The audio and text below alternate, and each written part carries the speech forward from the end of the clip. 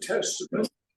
And we are going in the book of Timothy.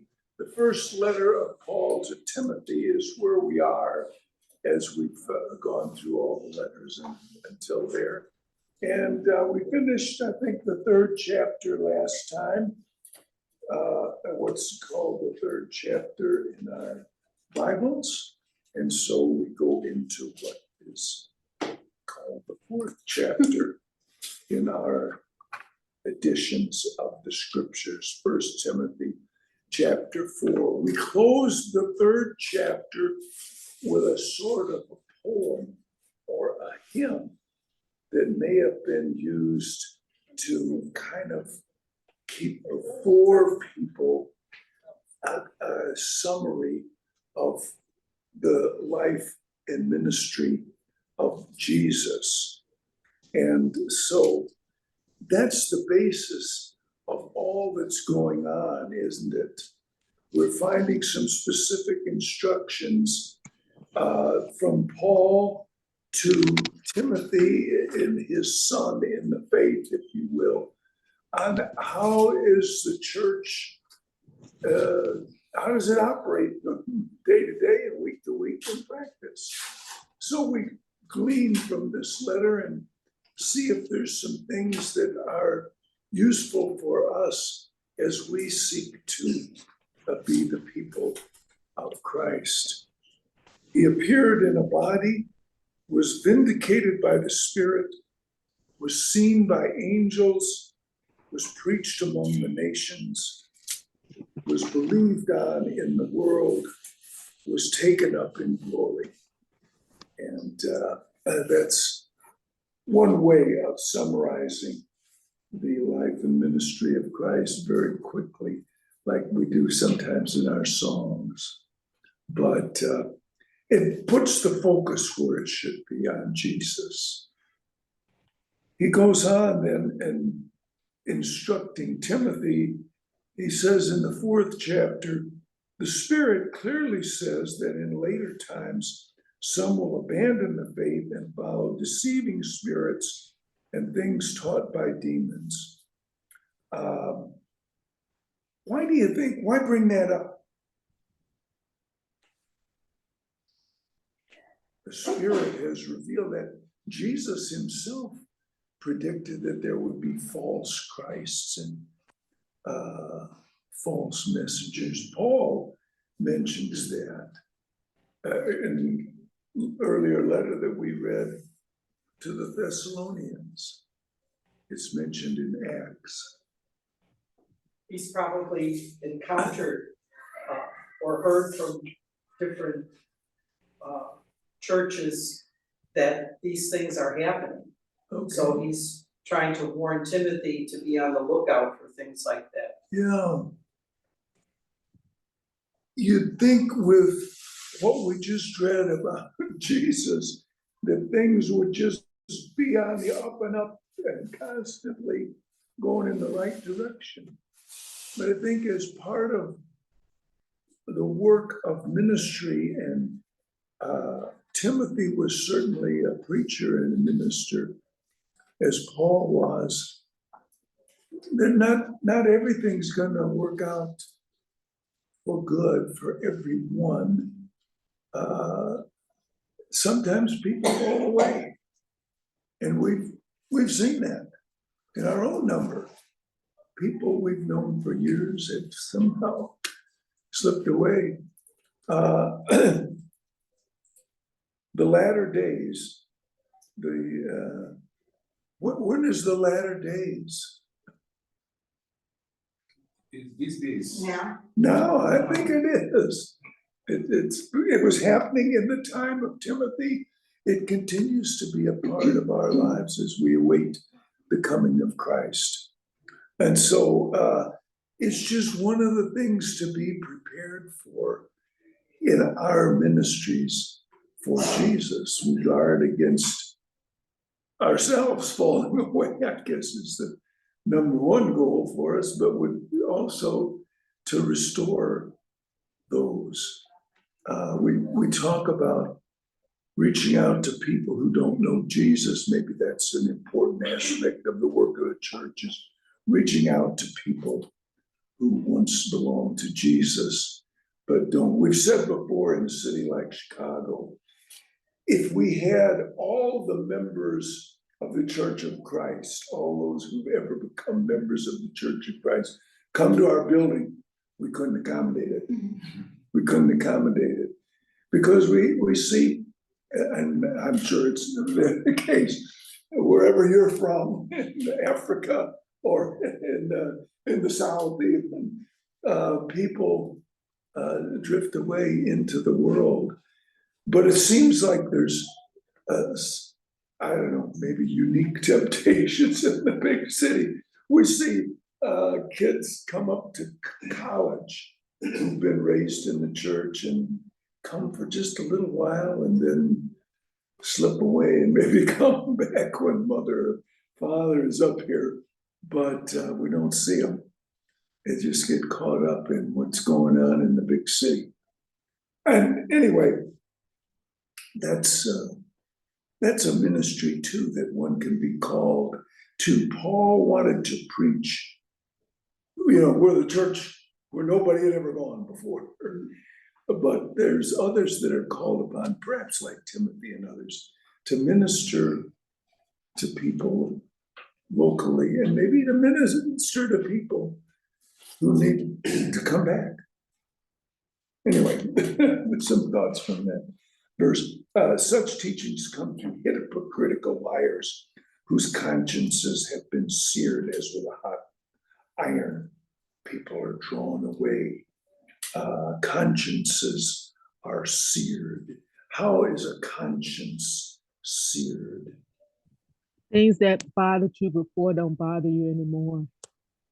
Yeah, that's that. Yeah, things that bothered you once don't bother you anymore, and that comes. It'll bother you for a while, but then you keep doing it, or you get used to it, and that conscience doesn't create a stir then.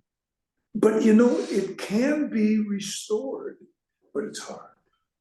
It's hard to restore the conscience. You have to really be careful to avoid the sin, and then you can work it back, I think. What do you think? Can conscience be restored? They have to want it. You have to remember where they came from, and they see a conscience is because they don't see consequence. Oh, they thought something bad would happen, nothing bad happens. That's right. Let's not be right, let's not be wrong. Yeah. They can get to see a conscience. They can come back. Conscience. That's something we need to guard. It's a valuable warning. If we feel bad about something, take note. Anyway, they forbid people to marry and order them to abstain from certain foods which God created to be received with thanksgiving by those who believe and who know the truth. For everything God created is good, and nothing is to be rejected if it is received with thanksgiving, because it is consecrated by the word of God and prayer. Sound like anybody that you're saying these? He's not talking just about food? Well, It doesn't say it's food, it's abstain from certain foods in this case. somehow I'm thinking about marijuana or something. Everything is good. I mean, I just wonder, it said, you just talking about food there. All the food is good. I think we would want to abstain from harmful things. There's poison, there's things that slowly poison you too. Create more. What is slowly poison? What's that? What is slowly poison? He said, what is it? How is it? Slowly. What was slowly poison you? That's what he's saying. What slowly? Poison. Drink and Alcohol. drugs, Arsenic. certain kinds of drugs that sometimes are useful you know, if you're sick or and you're going for an operation, but if you just keep taking them, That's exactly what they I, can, that's what exactly I mean. Yeah. You see, because in some, Paul was saying that everything that God created is good, perfect. That means there is a time in human life you may need part of those things, but you have a conscience of it to use it. To use it. Like Ma Michelle was talking about marijuana. Marijuana, we have a different kind of marijuana as a leaves. We have a different kind of leaves that we use as our, consumption. We good. And we have a different kind of marijuana. You have some of marijuana, if you can eat a bundle of it, you will not feel any harm or problem at all. It's there. And then we have another one, that one too has its name, that we touch it, you are, going astray. You see? So everything that go, and that one was using for drugs, this kind of medical, this kind of things, and then if before even a doctor would prescribe those things for you, to me like this, a doctor prescribed it for me before marijuana, because I was sick and my hair is just, I don't know how to explain it. The hair is just moving from my hair. My mom tried all the tests that could, but there was one doctor who was called Dr. He's late now. He asked me, do you smoke marijuana? I said, no, I don't know how to smoke marijuana. I never tested it before. And it's okay, but I'll prescribe it for you. You will not smoke it, but this kind of marijuana I'm prescribing for you, it's not damaging anything at all in your system, but it's rather repressed things with you. But people, when they hear of name marijuana, they think that it's a dangerous drug, but we have different type of it. okay. So when prescribed it, you use it for tea, you use it if you make me plant them in my house. So when the leaves, I use the leaves to prepare soup, and then then I see that everything is coming back. My hair is coming back. That's it. So the medicinal purpose, that's the reason why. So were you having headaches? No headache. Oh, I don't have a His headache. hair, I think. It's just in the head, it just, oh, okay, yeah. okay. What's Paul's point here? I mean, talking about these things, forbidding people to marry, foods. We as human beings sometimes are tempted to put the essence of religion on the outward and say, well, if we discipline ourselves in these ways, we're somehow pleasing to God. And the emphasis gets placed on these things rather than where it should be placed, which is where serving others, leading others to Jesus, I think is what he's saying, that there's going to be. He says in another place, a lot of the disciplines, they make you a little healthier and so on. He's going to get here pretty quickly to bodily exercise, provident little, or as they added in later editions, a little. They've changed the translation in modern. But anyway, those things are helpful. But do they look to the life after this one? Are they preparing you for the life after this one? Those type of disciplines. And sometimes we get to think, well, there's a benefit. Jesus says some are eunuchs for the kingdom of heaven's sake. And so we can say, well, so everybody ought to be that way. We say, well, this is good, so everybody ought to do it the way that I do it. And isn't that his point, that we try to enforce sometimes some rules some methods, if you will, and say, these sound good, everybody ought to do it my way. Paul does say in one of his previous letters that it's good for people not to marry, so that they can Okay, yeah, devote their lives to Christ. But then he says, well, but if, you know, if you want if you're to, gonna be carried away by temptation, it's better to go ahead and marry so that you Yeah. won't have that particular temptation. yeah, I think he could speak from experience, right? And I think he was married, I said this before, because he was a member of the Sanhedrin, and that made him married, that means he had to be married. Bible didn't mention it, but then he became single for whatever reason, and so he knew both lives. yeah. So he could, I think, speak to a valuable experience. And then, Okay. Was Paul married before? Jan said he was, you know, Jan knew. I think Paul was married. What'd you say? Because the reason why I ask is, he say specifically that, what do you call it? If you want, you have to be like him, because he's single. That's all we know about him. That's why I'm asking if he married before, he's divorced before, whatever, before coming into Christ. That's what we know. But as for Paul, for him, he know, yes, as the dad was saying, he know the different life between marriage and single. I don't know, the Bible never says that Paul Saying he was married married. before, That's all speculation, that if Paul was a member of the council of the Jews called the Sanhedrin, then he would have had to be married.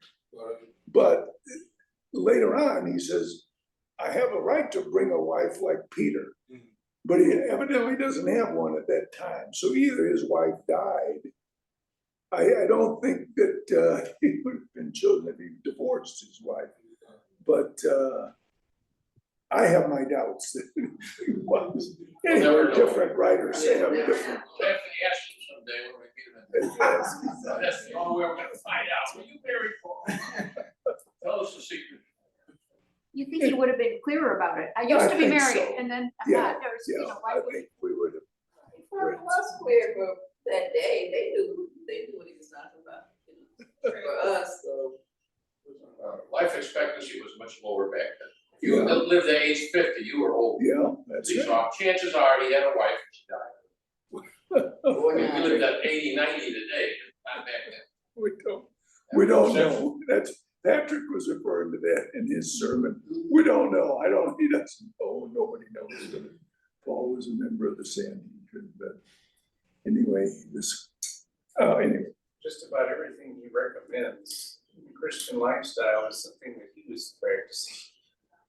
So it's easy to assume that he recommended people not get married unless they have to, because he wasn't. Yeah. That would comport with everything else that he recommended. You know, he could have recommended something he wasn't doing. It's not common, yeah. Yeah. Anyway, I think that's his point. We see some people try to impose these rules. Some have said, well, if you're gonna be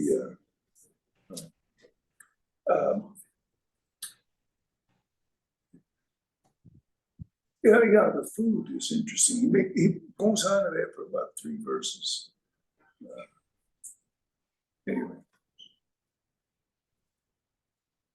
If you point out these things to the brothers, you will be a good minister of Christ Jesus, brought up in the truths of the faith and of the good teaching that you have followed. Have nothing to do with godless myths and old wives' tales. Well, that knocks out television, right? You better turn it off. Godless myths and old wives' tales. You can spend so much time arguing about those things. Possibly he has in mind, as he writes here, Jewish myths. There's a lot more to Jewish writings than we have in the scriptures. There's other things, and there's writings in Greek and so on, stories.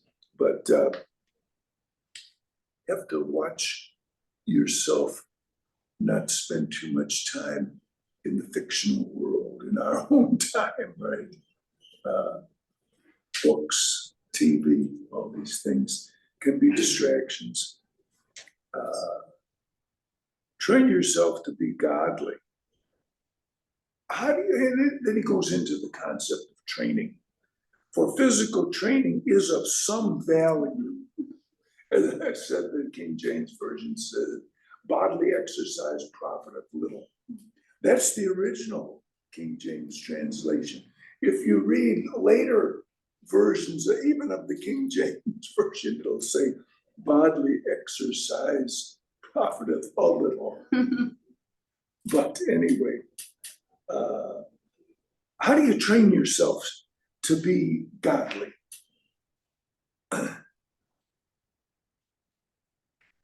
Discipline yourself. To discipline, What? to conduct yourself, Commit yourself? to conduct yourself. Conduct yourself. Repetition is one. That's how you train yourself physically, right? Repetition. I've got a friend of mine. He works out 4 to 6 hours a day. Now we might say that he has put a little bit too much of an emphasis on the physical, but anyway, he says it's the most boring thing in the world because it involves just repetition. Just repetition. And I can see that. I don't work out 4 to 6 hours a day, as you could probably tell. But anyway, but that's a lot of, there's a lot of truth in that repetition, doing the same thing. And so that's how we can train ourselves spiritually. Do the same thing. We've got people that work on at the pantry here every week. On Tuesday, they unload the food, and on Saturday, distribute the food. We've got other people that work in other ministries, just coming to classes, repetition, just going to services. Maybe some of the things you do for people in need in your lives that, it's out of kindness, but it's repetition of doing good. Just serving in the home, serving children, spouses, family members. That's training oneself in a godly way, isn't it? Any other way, we certainly try to learn more about the subject through study of the scriptures and other works on how to put the scriptures into practice in our lives. This friend I told you about works out 4 to 6 hours a day. He also reads books about that subject, about kinesiology, is that the right word, and health and, strength and all of those things. And so, I don't know the names of all the muscles and sinews in the body, but this guy does, and knows how best to train them up. I guess that's one of the things that involves self-examination. We want to look at our lives and try to identify the areas that need strengthening and work on those areas, whether it be kindness, service, knowledge. I don't know, any other thoughts? And when you do the repetition, but you don't wanna, I think, you don't wanna just stay the same.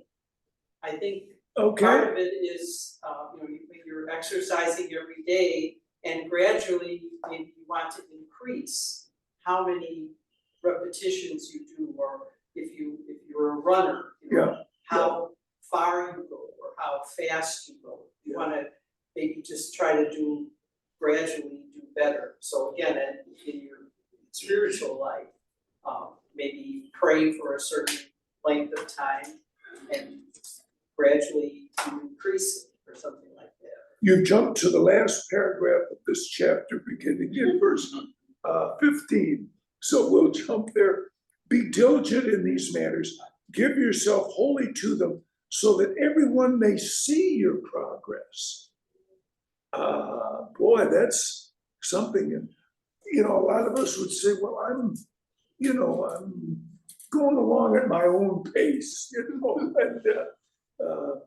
and, but, you know, outwardly, we look the same. How can we progress so that other people see it? Why?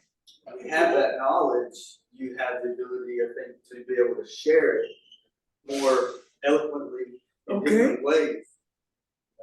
I don't know.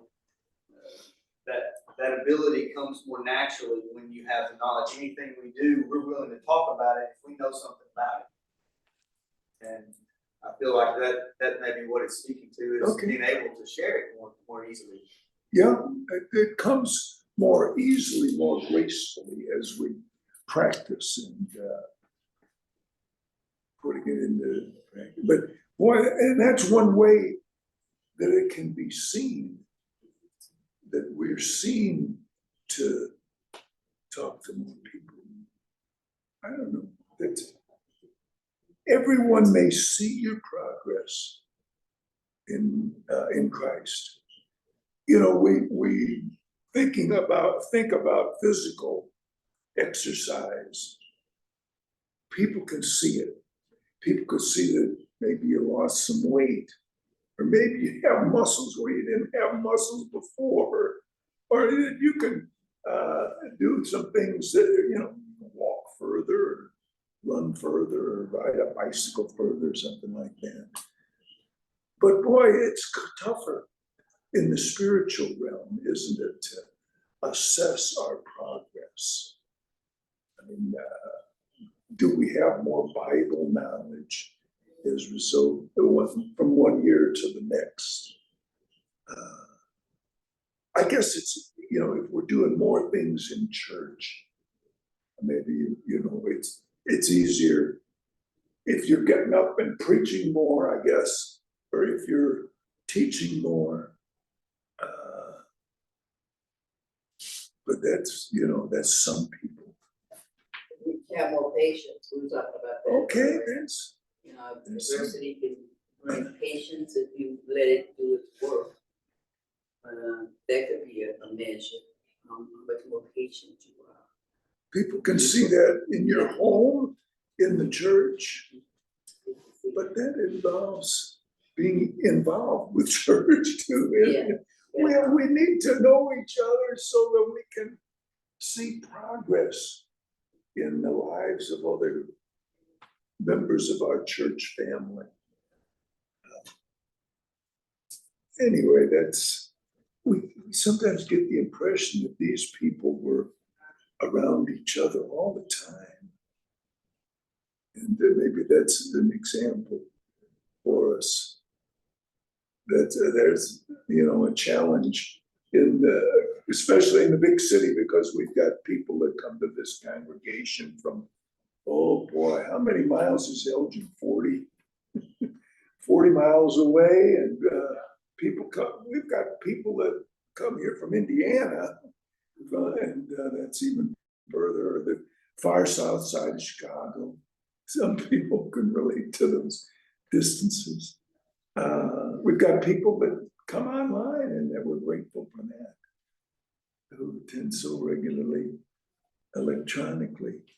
But it just creates a greater challenge in growing, and so that everyone may see your progress.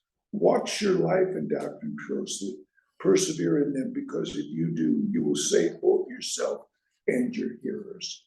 He's specifically talking to Timothy, the minister, that everybody can see his progress in love, forgiveness, mercy, patience, kindness, the fruits of the Spirit, I guess you might turn to that.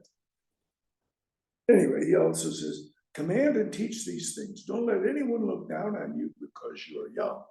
Let's set an example for the believers in speech, in life, in love, in faith, and in purity.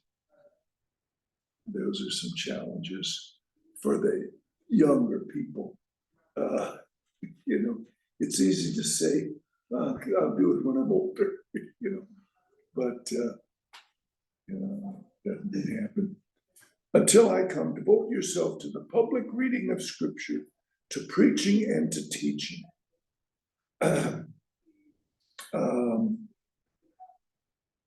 They didn't all have Bibles, and they didn't all have several versions of the Bible perhaps at home. So that's how they learned through the public reading of the scriptures. What were the scriptures? Or the Old Testament. Well, the Torah, it's the Jewish people, and the rest of the writings, but in a sense, Paul's letters are the scriptures, and they were read in different congregations. We saw, as we read through those letters to the churches, it was kind of understood that they'd be read not only in that little city to which they were written, but in the area around. To preaching and teaching, that's how you grow. Do not neglect your gift, which was given you through a prophetic message. When the body of elders laid their hands on you. So, what's the laying on of hand? That's the way they commissioned service. People, I don't know if we have a specific way we do that. We're more likely to shake hands than to put hands on somebody. We could do it that way. That's how they commissioned the people to serve in Acts, to serve the saints, the needy widows. That's how they commissioned Paul on his journeys through the laying on of hands.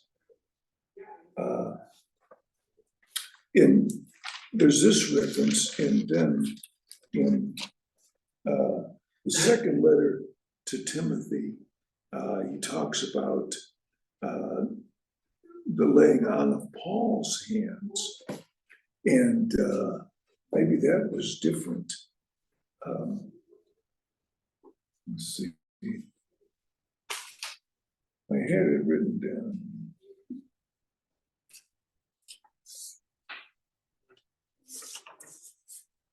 Anyway.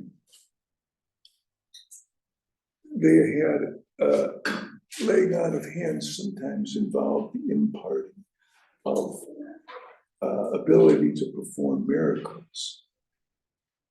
But I think this is just commissioning for a particular ministry or work. When you received a gift, it's a little different in some, isn't it? Yeah. Prophetic gift. It's just prophecy. Yeah, how was that? We'd like to learn more about that. How Timothy was one whom it was prophesied would be a leader in the church.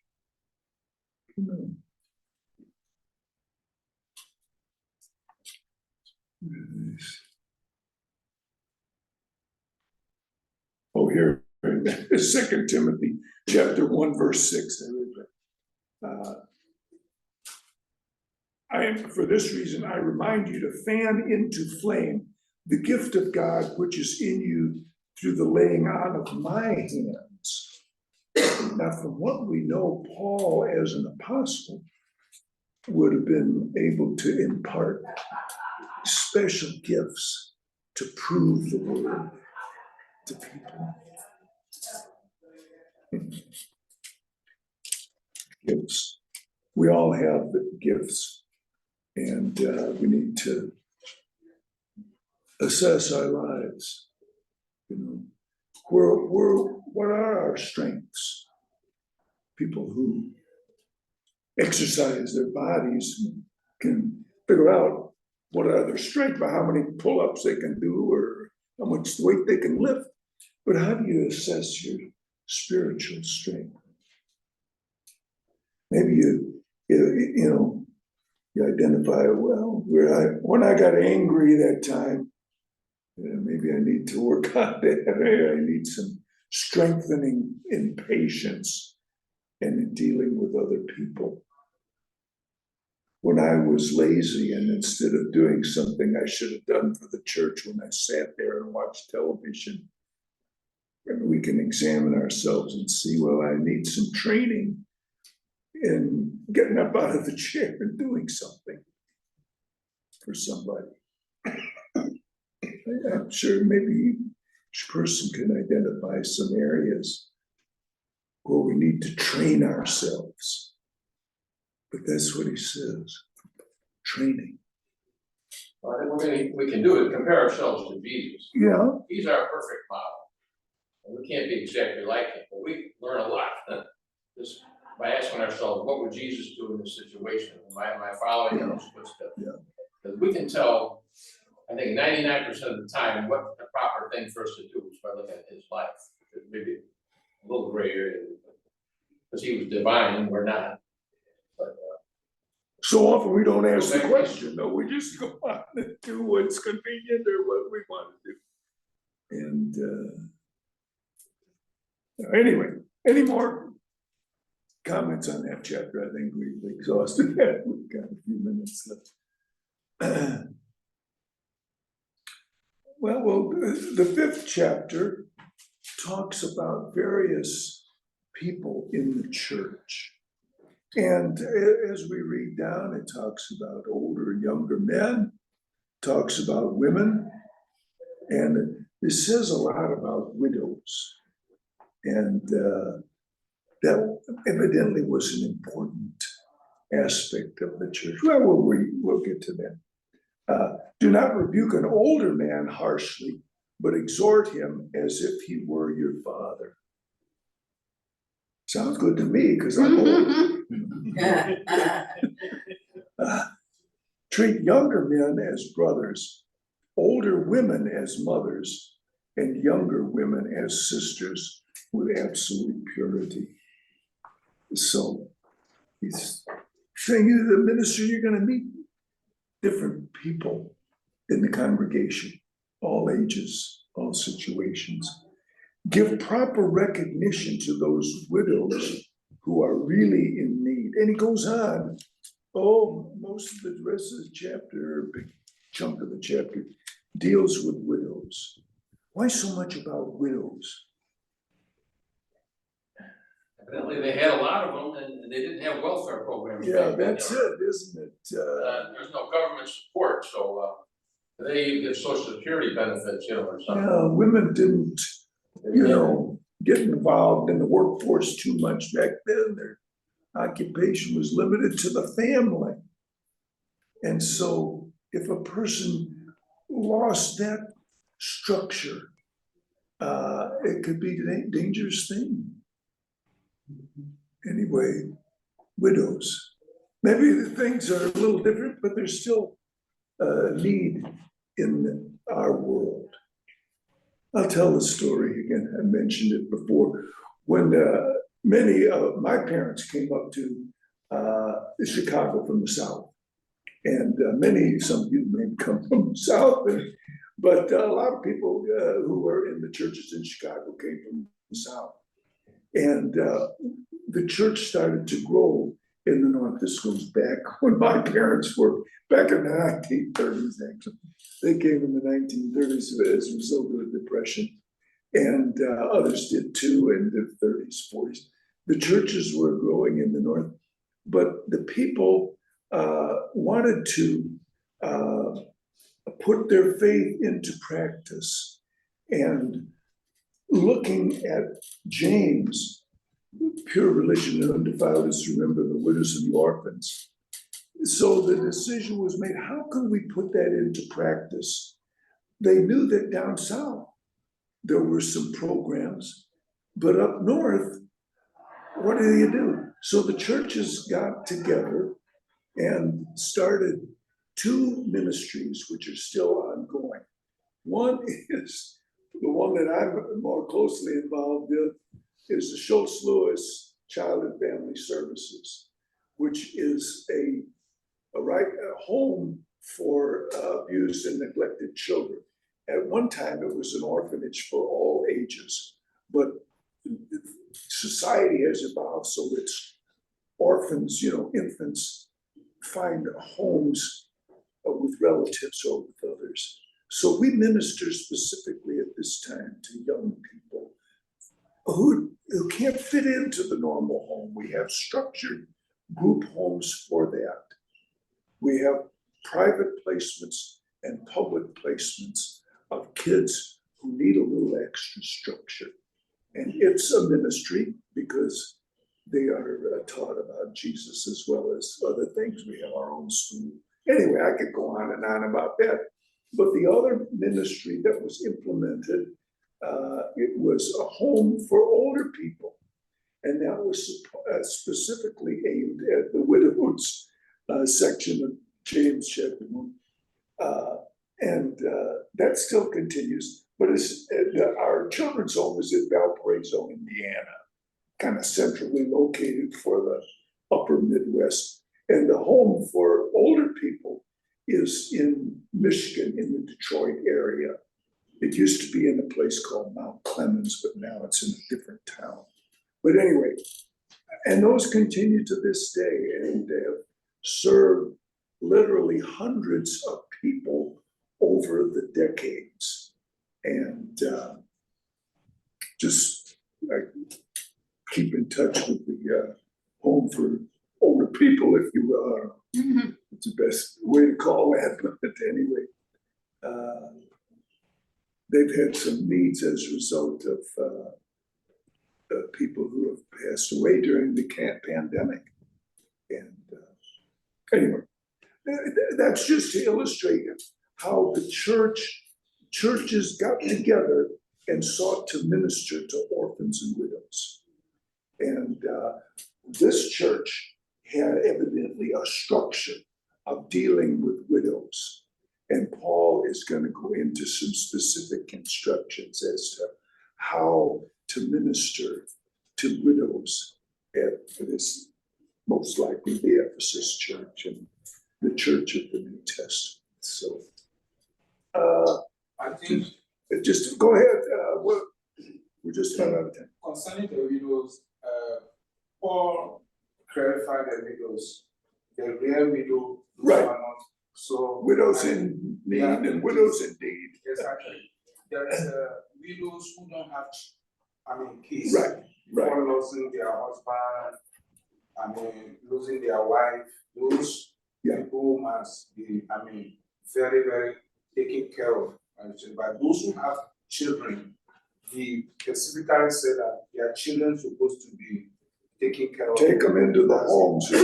That's kind of the first choice. Take them into the homes. But sometimes there is no home. Sometimes the physical needs are such that you have to have special care. But anyway, we'll talk more about that. Thanks. But, so he gets down really specific in this letter. How do you deal with it? But anyway, I've always been impressed with the way the churches work together. There's so many at church homes for children. I'm more familiar with those, but there are others, homes for older people too. Do you ever know Chicago, older people that would go to that one in Michigan? Seems like you could use more than one. Yeah, we could probably use more than one. And there's a lot of older people that end up in nursing homes, and wish we had a local one. Because the churches. The area with those facilities we're talking about, they will not fit this thing the way Paul was saying it. Then Paul was saying this, and there is no, what do you call it, ages home, where you can put, nursing home, this kind of thing. Oh, this still in Africa, there is no way called nursing home in Africa. You see? Yeah, So I yeah. don't know if Israel, that time, there is a nursing home, or those kind of things. So I think, but here in America, we have a nursing home. So America will not feel it like the way Paul was, wanted Timothy about it then. So those people should be very taken care of because they don't have anyone. I quite remember if you, there's a guy who sells clothes, used clothes, the mother being a church there in Medina, the old woman who the child, the guy was not taking care of him. We have to, I mean, the church have to take that burden and hire somebody to take away and deal with the old lady until the old lady pass on. Yeah. So because there's no next to go. It wasn't always nursing homes here. I think they started, what, in the sixties or something? But I do remember my mother going to people's homes and they were members of the church. They lived alone, you know. Yeah. And there were no nursing homes. She would go and clean up, cook and all that stuff. But they were not nursing homes. They lived alone. I don't remember ever going to one, to visit anybody when I was a kid. I don't, you know. But there's- We used to, until the pandemic, Oh, yeah. every Sunday, we visited 2 nursing homes in this area and had a service for Yeah, I them. want to ask you about that. Can we still drop stuff off? They don't want us to come in, but We need to find a way, yeah, we were told not to come when the pandemic started, but we need to get back. that's Even still, they don't let you in? Well, he's called more than one time, hasn't he? Yeah. Yeah, several Yeah, times. they still don't want they anybody. feel vulnerable. But I think we can still drop stuff off. That's the thing. I was thinking we can. Right. Great. But that's good discipline, that's right. Welcome to Chicago, if you're visiting, and come back. And,